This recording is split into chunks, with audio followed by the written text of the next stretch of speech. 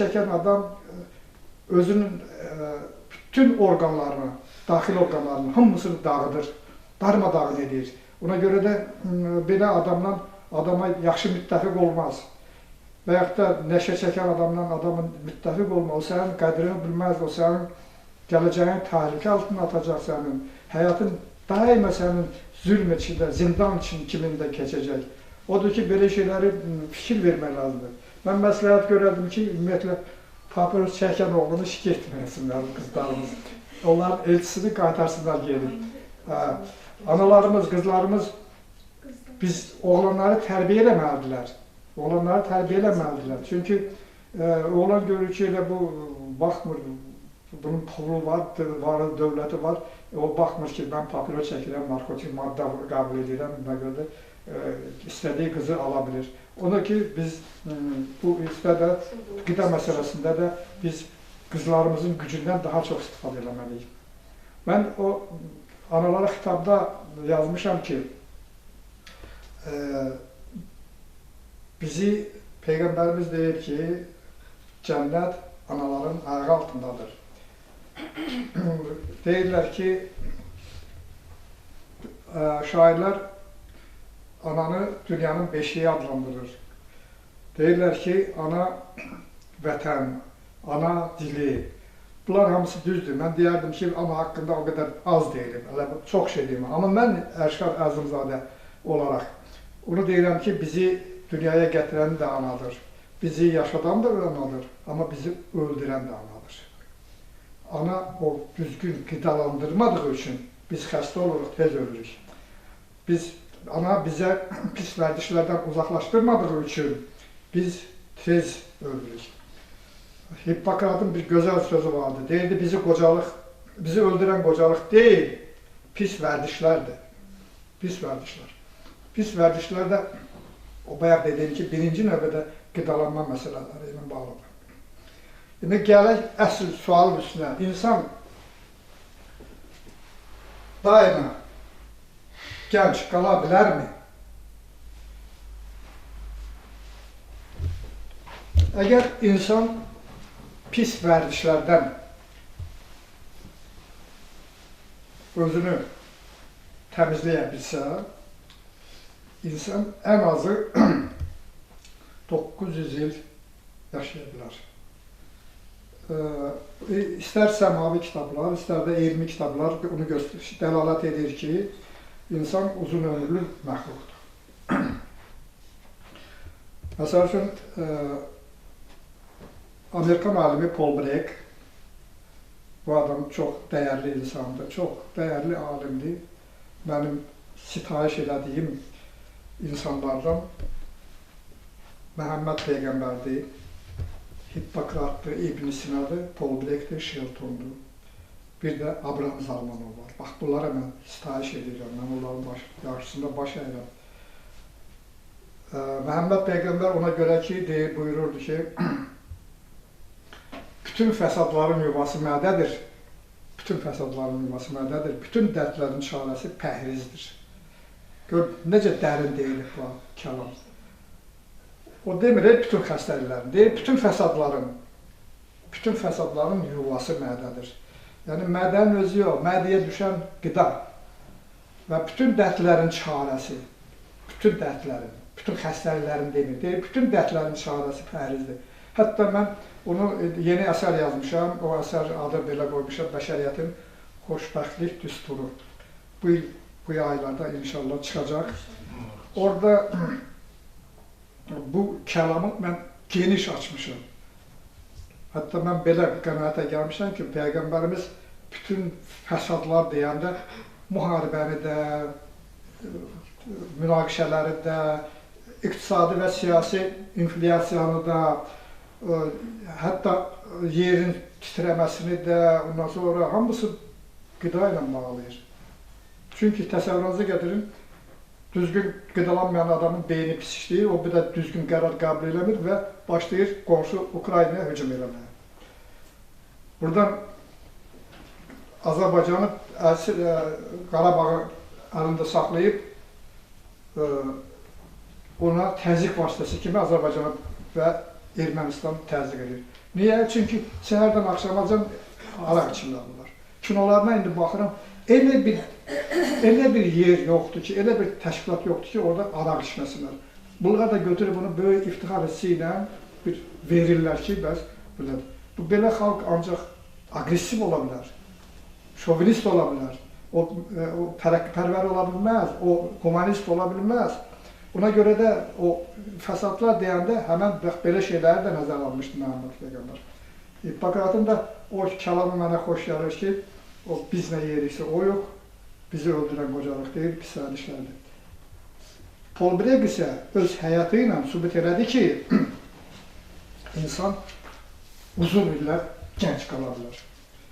Bu adam 8 yaşında olanda çox ağır xəstələndi.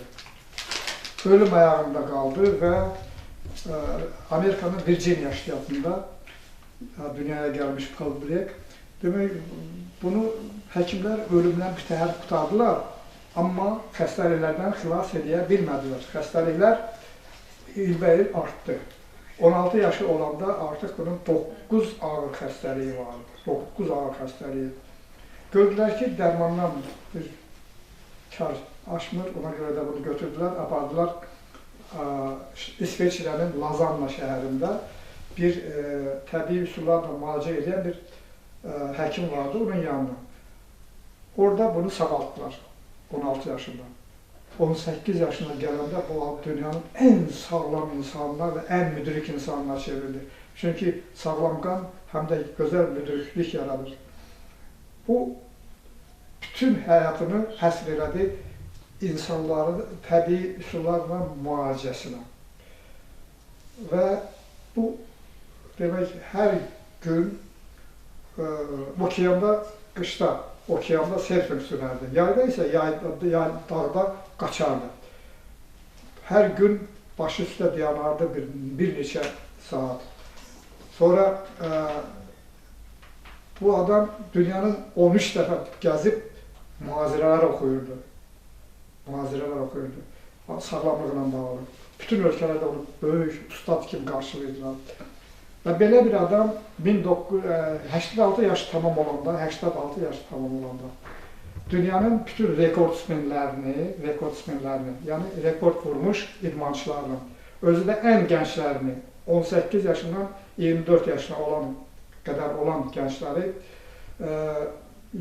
yığdı, komanda təşkil elədi, dedi, Saxaradan 10 kilometri piyada gələcək, yayın günü, istisində, yəni qızmar günü, oranın isti olan vaxtında. Komanda təşkil edilər, burada bir nəfər də o idmançılardan axıra qədər gedib çata bilmədi. 86 yaşlı qoca tək, tənha o Saxaranın o istisindən, qumlu səhrasından keçdi, getdi, 10 kilometri çatdı başa, özləri istərindən yaxşı və də vaxtı. Onların hamısını qoydular təcili yardım maşınlarına, qaytardılar geri. Belə bir insan 95 yaşında olanda 1976-cı ildə səhv eləmirəmsə dekabrın 10-unda okeanda serfing sürərkən, serfing bilirsiniz də, o xizəkdir, su xizəyi.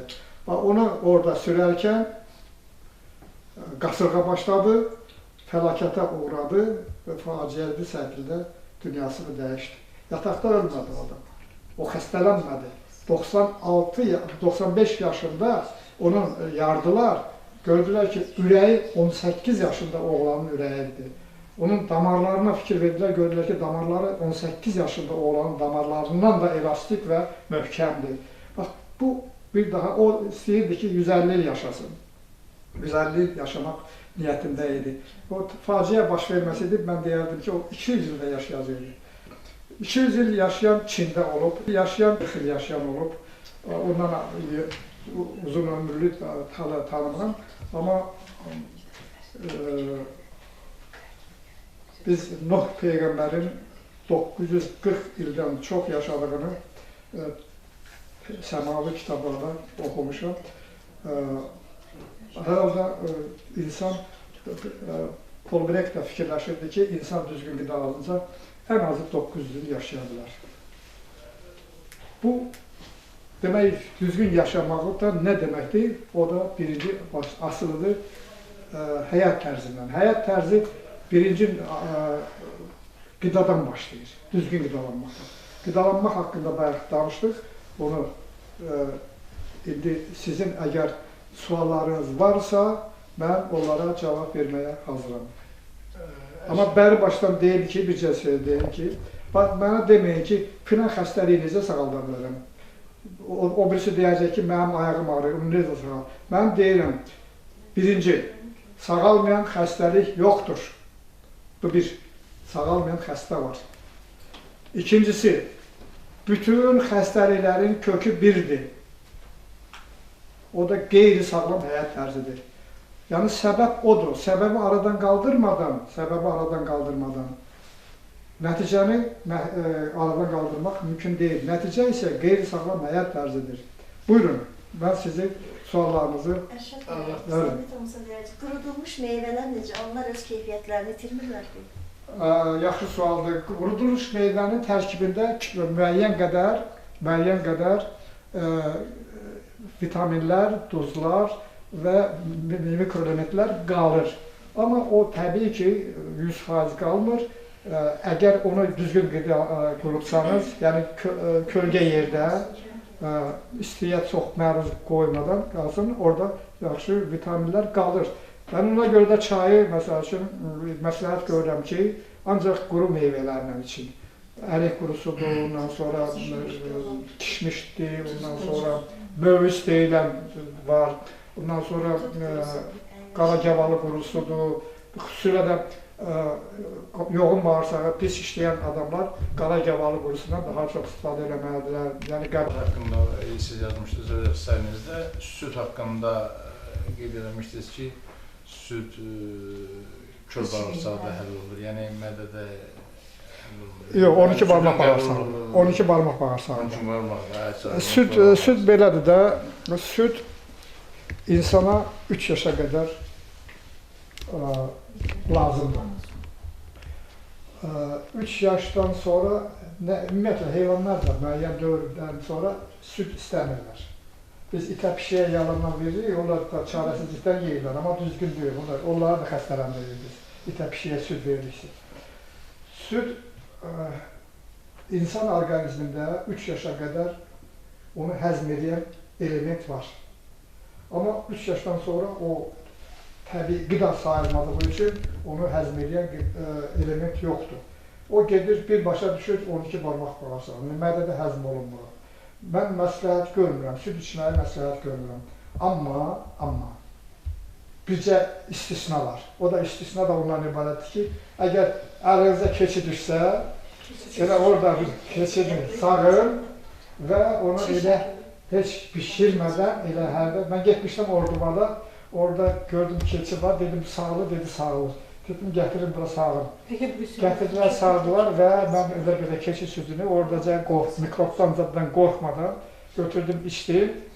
İndi ikinci dəfə gedəndə o evin sahibi deyir, Ərşad müəllim, Allah ömrünüz uzun eləsin deyir. Biz deyir, indiyəcən qorxurduq keçi südü içməyə. Amma indi həmişə keçi südünü ancaq çiğ şəkildə qəbul edirik. Keçi südü ana südünə yaxındır. Ona görə də keçi südünü içmək olar. Amma belə südü mən xüsusilə də şəhər yerində alınan südü mən məsləhət görürəm. Həmdə də çörək verirlər heyvanlara, bu bir. İkincisi, südün daha yaxşı qəbul forması onu kəsmiyə çevirmək, kəsmik şəklində yemək olar, təzə kəsmik, təzə pendirə çevirmək olar, yemək olar.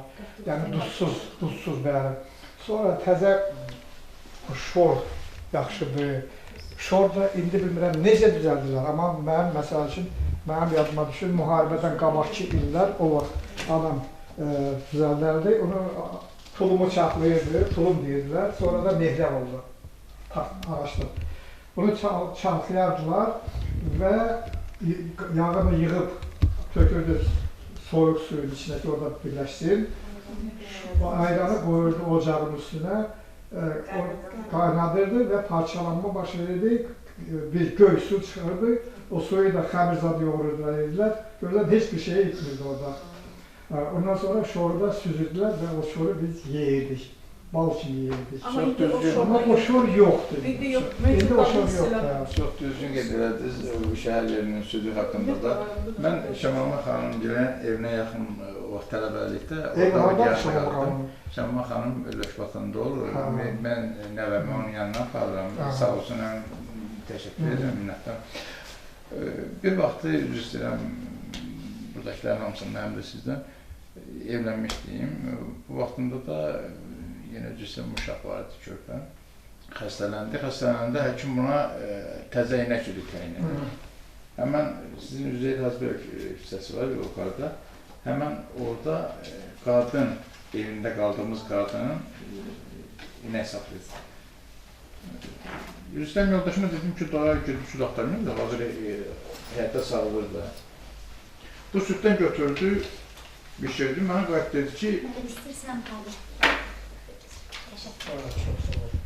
dedi ki, bəs bu süddən siqaret iyi gəlir. Və süd təzəcə sağılıb, bişirildi və ondan təbii ki, dadda da biraz ki, bişməmiş. Dedi, süddən siqaret iyi gəlir.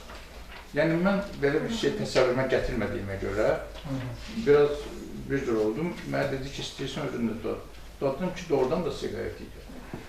Çox fikirləşəndən sonra ki, bu nədir? Səhər tezlərindən durub həmən bir az aralı idi o Zirxan, o vaxt Şəmama xanımın yarını gələrdi, orada biraz aralı var. Oradan keçəndə gördüm ki, inəklər buradan zibillikdə başına var ki, oradan yeyirlər və burada ancaq Aurora Astra siqaretləri yeyirlər. Orada şey də yeyirlər, yəni qazet də yeyirlər. Yaxşı jurnal olsa, maraqlı jurnal olsa, jurnal da yeyirlər. Onlar görmüşəm, mən də. Ona görə... Bəs deyirsiniz ki, çiğ su içəkdə, çiğ suyla tərkibində nə qədər bakteriyalar var? Krantdan gəlir, necə eləyək onu? Bakteriyaları bayaq dedim bir balaca, amma indi biraz da təkrar edelim. Bakteriyaları öldürən 3 qüvvə var. Onlardan biri limondur, ikincisi sarımsaqdır, üçüncüsü isə dondurmaqdır. Biz o bayaq dediyim kimi suyu dondurub, əridib, istifadə edirik və heç bir qorxusu yoxdur. Məni hər halda bakteriya heç bir şey eləmir mənə, yoldaşıma da heç bir şey eləmir. İkimiz də içirik. Heç bir şey qalmır. Dolanda artıq məhv olur. Məhv olur, o müəyyən temperaturada olur, məhv olur. Bir də immuniteti qaldırmaq üçün. İmmun sistemini qaldırmaq üçün kompleks şəkildə düzgün qida alınmaq lazımdır. Yəni, çiğ sudan başlamış, meyvələrin, tərəvəzlərin həcmini, miqdarını, həm də keyfiyyətini qaldırmaq lazımdır. Menyuda əsas yeri tutmalıdır. Məsələn, Yapon alim var, Niş sistemi, yəqin eşitmiş olarsınız. O deyirdi ki, qidanın dörddə biri, üçünü çiğ qidaların təşkil edəməlidir, dörddə üçünü. Dörddə birini isə ölü qidalar təşkil edəməlidir. Amma Paul Brek elə bütün qidaları ancaq çiğ şəkildə qəbul edirdi. Mən də onun Paul Brekin tərəfdarıyam. İmmun sistemini qaldırmaq üçün mütləq çiğ qidalardan istifadə etmək lazımdır ki, küllü miqdarda. Xüsusilə də meyvə və tərəvəz şirələri. Və bütün xəstələrimə məsləhət görülən rejim var, məndə xüsusi rejim var. O rejimdə şirələri var, hansı şirələri içmək lazımdır, hansı xəstəlikdə, hansı şirələri. Məsələn, məsləhət görürəm ki, gedin Norman Walker'in rus dilində kitabı var, bilməyəm, tərcümə ediblər, eləmirlər. O belə adlanır. Leczebные свойства овощных соков. Yəni, tərəvəz şirələrinin müalicəvi xassələri. Orada oxuyun, orada şirələrin hamısı var. Orada qidalar haqqında gözəl biliklər var. Oradan istifadə edə bilərsiniz. Buradan bitki yağı yaxşıdır. İndi bitki yağı da tərkibinə bəzi dərmanlar vururlar. Üç növ dərman vururlar ona. Birincisi, rəngini yaxşılaşdırmaq üçün. Fikir verirseniz, o İspaniyadan, İtalya'dan zaten gelen zeytin yağlarına gördüm. Ne kadar şaffaftı. O ne kadar şaffaftsa bir o kadar pisti. İkincisi onun eti iyiliğini götürmek için derman vururlar. Üçüncüsü ise onu uzun müddetli, uzun ömürlü eləmək için derman vururlar. Bunlara baxımından pistir. Ama təbii ki, gene herhalde ancaq yağından yaxşıdır herhalde. Nehrə yağını istifadə edilmir. Nehrə yağını istifadə edemiyorlar. Təzə. Bir-iki gündən sonra gene onun da tərkibi dəyişir. Təzə istifadə edə bilərsiniz. Bəs ləpərlərdən necə eyni miqdarda istifadə etmək lazımdır? Hocam. Fındıq, Onlar yaxşı qoz. Onları indi biz 12 ay istifadə edirik. Yəni onun heç bir ziyanı yoxdur. Yox, onun ancaq xeyri var. Biz istifadə edirik, belə hər halda bir zərəri dəyirik. Yəni 20 ildir artıq mən bu rejimlə yaşayıram. 40 yaşında olanda mən eynək takırdım. Eynəksiz oxuya bilmirdim. Amma indi bundan da kiçik şeirləri, elə bax, burada qaranlıq yerdə də oxuya biləcəm. Bu da o deməkdir ki, onlar hamısı kömək edir, zərərlənir. Bitki çaylarını termoslardan istifadə etmiyorlar, tərkibi değişmir. Belə sualınız var. Bitki çaylarını termosta dəmləyib istifadə etmiyorlar. Termosta tərkibi değişmir, bitki Tərkib çaylarını. dəyişmir, yox. Biz hətta mən xörəkləri də məsləhət görürəm ki, və özümüz də belə edirik ki, suyu qaynadırıq, hər şey hazırdır.